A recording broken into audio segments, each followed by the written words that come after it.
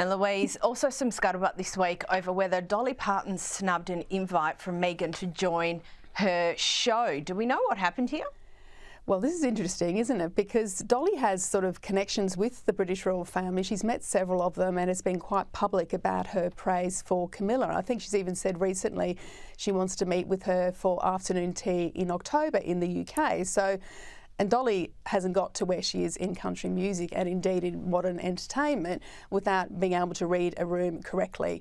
And what we're told is that Netflix asked her to go onto Meghan's show as ever, and she declined because of brand and reputation damage she could foresee by associating herself with Meghan. It would affect her quotient rating, which is what they call the Q rating in the US, which is sort of your rating with brands and the public, and you don't do anything to affect that rating because it will impact what shows you get cast for and how well your records sell, etc., etc. And of course, Dolly is an absolute master at this. Now, the story by Kinsey Schofield, of course, was run in Page 6, and Netflix have said there was never any discussion with Dolly directly, but I'm not so sure about that. I think that she's the sort of person that Meghan would love to have on the show. Be very interesting to see what actually happened there. And still on Page 6, still with you, Louise, a report this week that the Sussexes are cutting back on staff. What's the update there?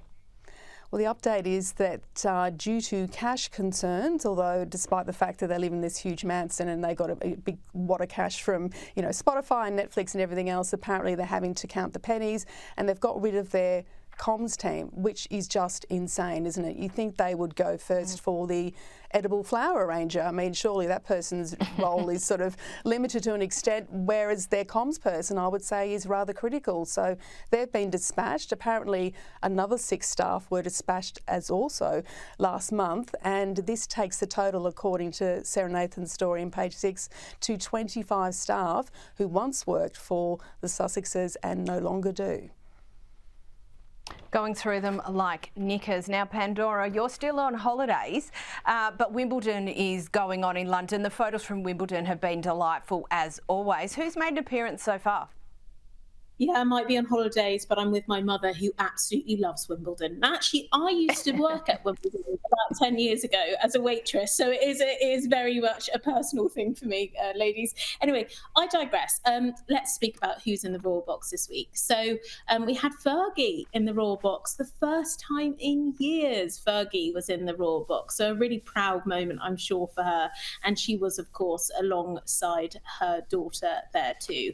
And she looked like she was having a great time. She was talking to absolutely everybody in the Royal Box. It seemed that she was there with Princess Beatrice, of course.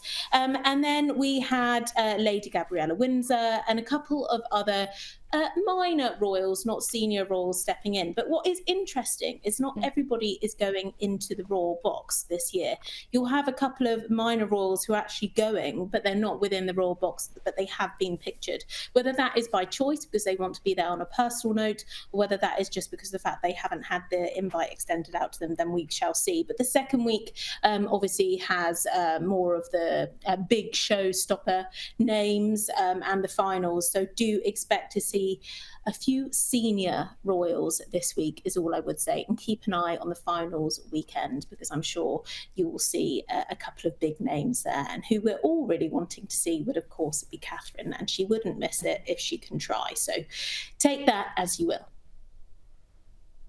We will be watching. Thank you so much, Pandora Forsyth and Louise Roberts.